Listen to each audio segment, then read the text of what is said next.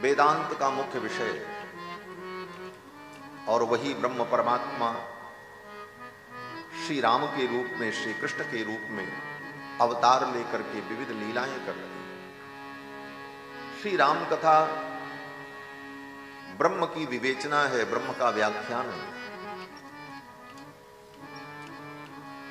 श्री रामायण के माध्यम से महर्षि वाल्मीकि ने संपूर्ण वेद वेदांत के तत्व को रामायण के रूप में प्रस्तुत किया। ये रामायण वाल्मीकि महर्षि जी की रचना, ये आदि काव्य है। इसके पहले दुनिया में कोई काव्य नहीं था। ये 18 पुराण, अनेक संगीताएं, अनेक रामायण, ये सब बाद में बनी। सर्वप्रथम इस धरती पर कोई काव्य प्रकट हुआ तो वो काव्य रामायण काव्य है, जिसकी कथा 9 दिन हम आप श्रवण करेंगे। इसकी महिमा को भी जानना आवश्यक है, क्योंकि महिमा को जानने पर ही श्रद्धा बढ़ती है और प्रीति बढ़ती है। जाने बिनु न होहि परतीति, बिनु परतीति होहि नहीं प्रीति, और प्रीति बिना नहीं भगति दृढ़ाई, जिम खगेश जल के चिकनाई। तो ये रामायण महाकाव्य आदि काव्य है और इसके रचयिता महर्षि वाल्मीकि आदि कवि हैं।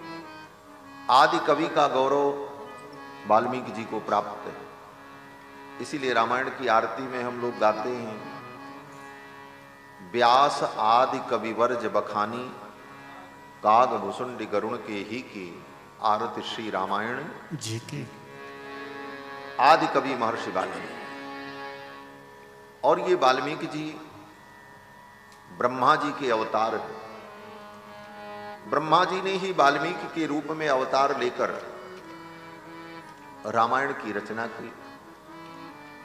और ये रामायण की रचना महर्षि वाल्मीकि ने उस समय की जब राम जी अयोध्या की धरती पर विराजमान होकर प्रजा का पालन कर रहे थे। राम जी की राज्य लीला चल रही थी।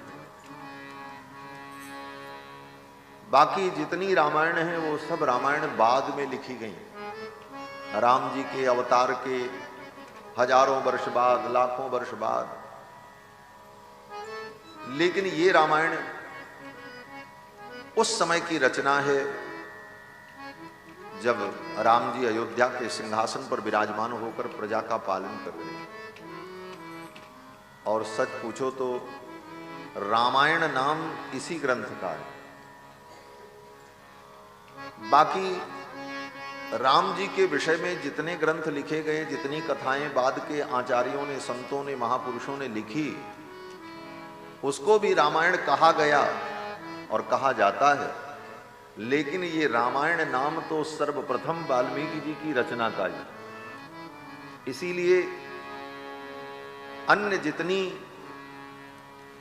रामायण है उन सब के आगे विशेषण लगता है। आनंद रामायण, कंबु रामायण, कृत्तिवास रामायण, अध्यात्म रामायण, तुलसीकृत रामायण, सुख रामायण। लेकिन केवल रामायण अगर कहा जाए तो रामायण का मतलब महर्षि वाल्मीकि की रचना। 24,000 श्लोकों में महर्षि वाल्मीकि ने राम कथा का वर्णन किया है।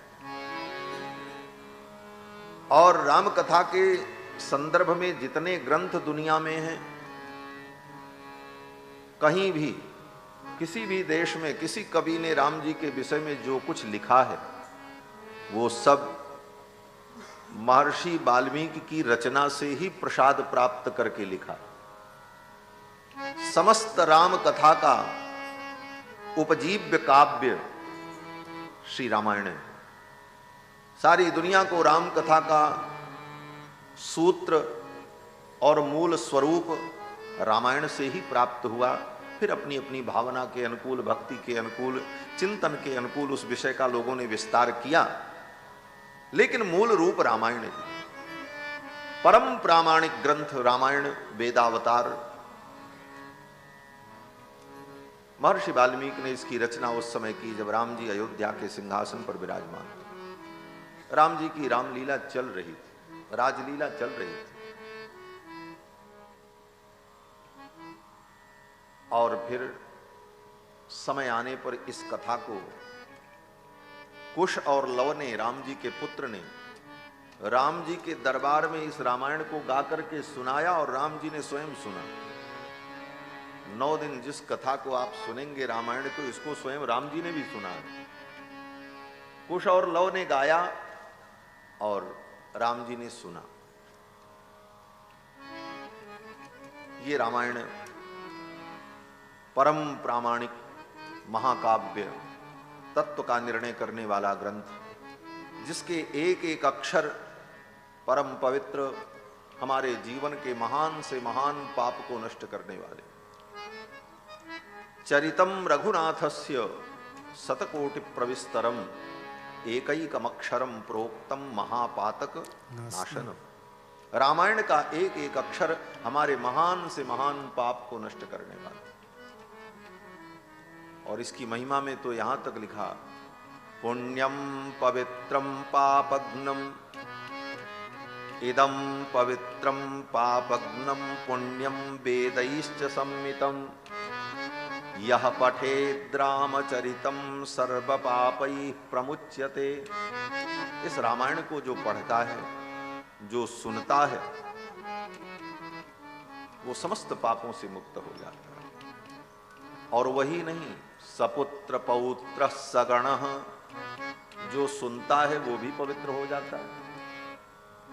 उसके पुत्र ने कथा नहीं सुनी लेकिन वो भी पवित्र हो जाएगा। क्यों? बोले उसके बाप ने सुन ली है ना, इसलिए वो पवित्र हो जाएगा।